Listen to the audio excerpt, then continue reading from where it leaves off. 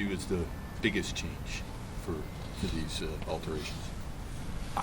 I think the biggest impact of these changes will be on the fan experience, player safety, and our hitters' psyches. I think fans are going to see more exciting plays out there. Robbing a home run is one of the most electric plays in baseball. The lower wall heights are going to allow our fans to see more of that. The new padding and the new construction of some of the walls are, hopefully going to reduce injury rates because, walls are high-impact areas, and we feel like we can do a better job of improving player safety. And then third, we feel like too many balls that were barreled to dead center field did not end up being extra base hits.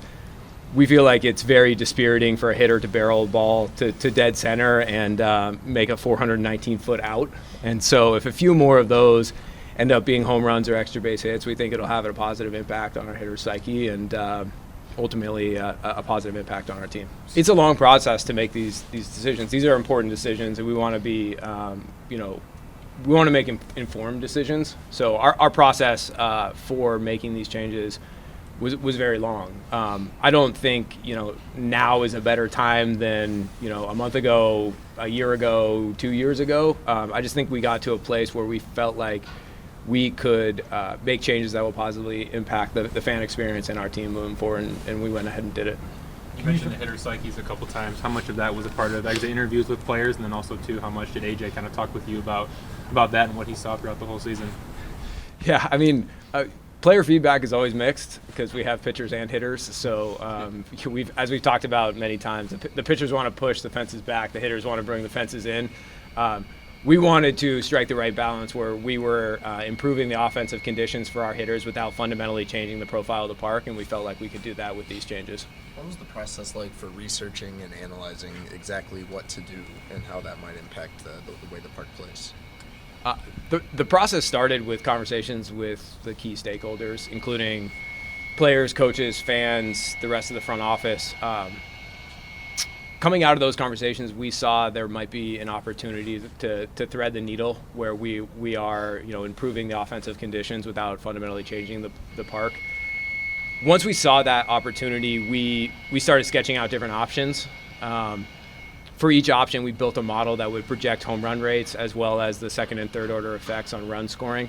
We also did a backwards-looking study at all of the batted balls in this ballpark and what the marginal impact on both home runs and run scoring would be if we had these new dimensions.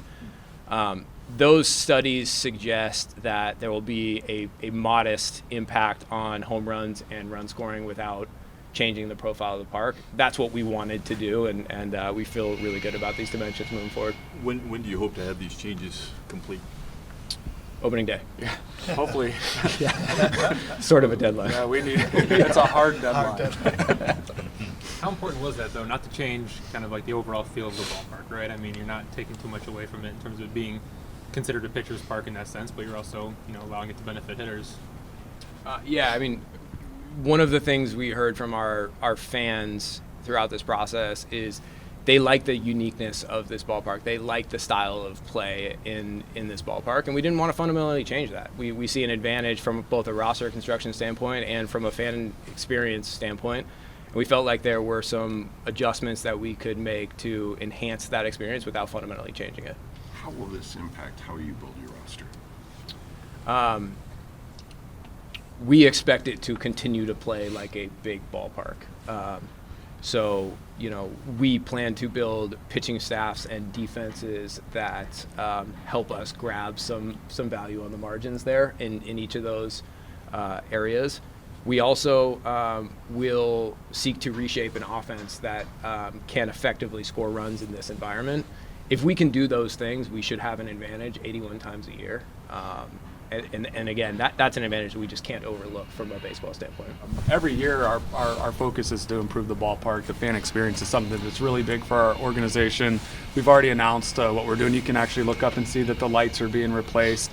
We think that's going to be good. We're doing a lot around food and beverage, and we're going to make some announcements as we get closer to the season.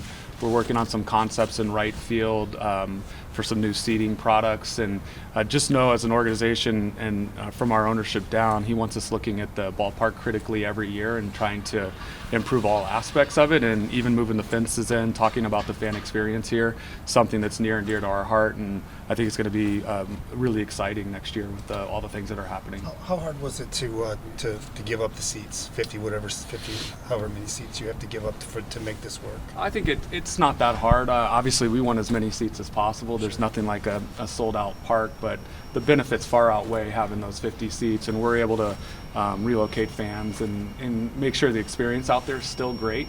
And even moving the walls down, I think it's going to make the experience a little bit better. So that wasn't a huge challenge. Just one more for Scott, if you don't mind. Free agents and stuff like that. I mean, have you heard from people in the organization that have been here before you about maybe how the dimensions have impacted free agent decisions in the past? And I guess moving forward, how do you think that these new dimensions could potentially help you guys out in those avenues?